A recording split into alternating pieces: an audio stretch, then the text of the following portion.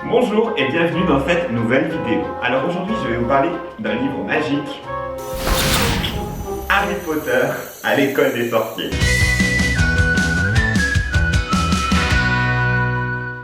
Pour ceux qui ne connaissent pas, s'il y en a, je sais pas, peut-être que les plus jeunes d'ailleurs ne connaissent pas encore Harry Potter, donc moi, faut que je me resitue dans le contexte.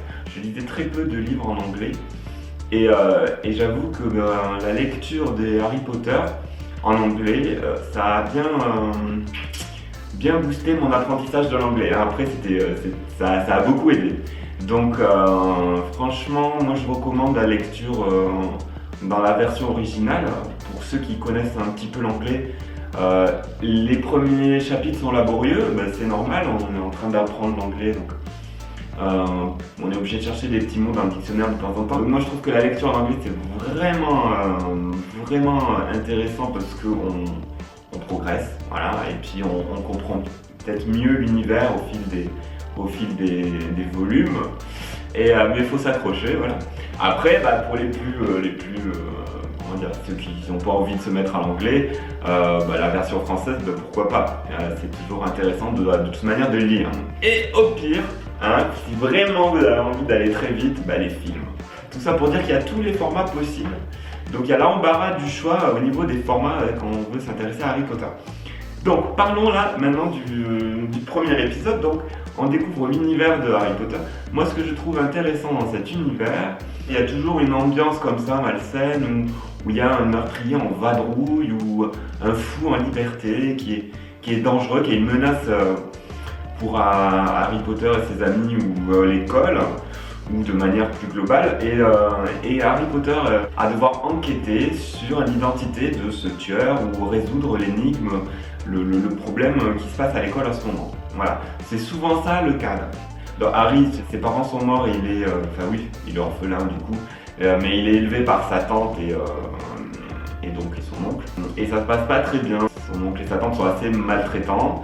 Tout ça pour dire qu'il a une enfance pas très drôle. C'est assez chaotique l'enfance de Harry Potter. À son anniversaire, je crois qu'il va faire ses 12 ans, un truc comme ça.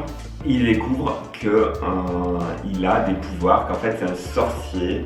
Et il est invité à rejoindre l'école des sorciers de Poudlard. Et là, l'aventure commence. Il va découvrir un monde merveilleux avec des pouvoirs magiques où on peut voler sur des balais, vivre toutes sortes d'aventures. Voilà. Et on découvre sa vie au sein de cette école qui est divisée en 4 maisons, 4 équipes, on va dire. L'équipe Gryffondor, Poustouf, Lucerdaigle, je crois.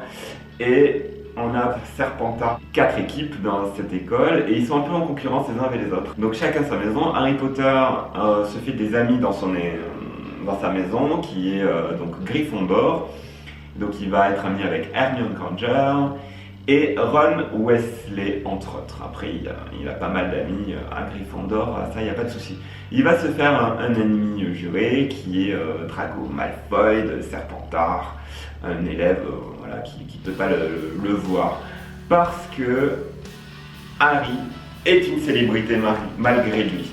Il découvre qu'en fait la cicatrice qu'il a sur le front vient d'un mage noir, un sorcier qui a fait des meurtres terribles et qui a d'ailleurs tué les parents de Harry Potter.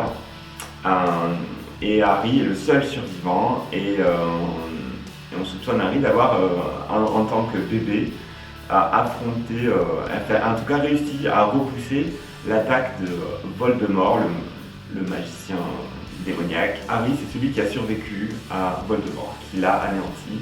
Et donc c'est une légende. Dans le monde des sorciers, Harry est une légende.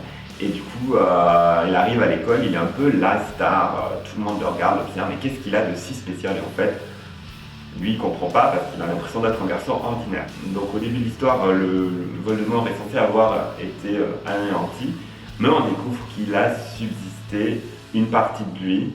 Harry, Hermione et Ron vont faire obstacle au retour de Voldemort. Ça fonctionne un peu comme un thriller, façon roman policier à l'anglaise, quoi. C'est l'enquête, piétine par moments, avance, il y a des indices, il y a tout un tas d'événements, il y a de l'action. Et en même temps, on suit le parcours de Harry et ses amis dans cette école avec les problèmes que peuvent rencontrer des étudiants qui essaient de s'intégrer dans une nouvelle école.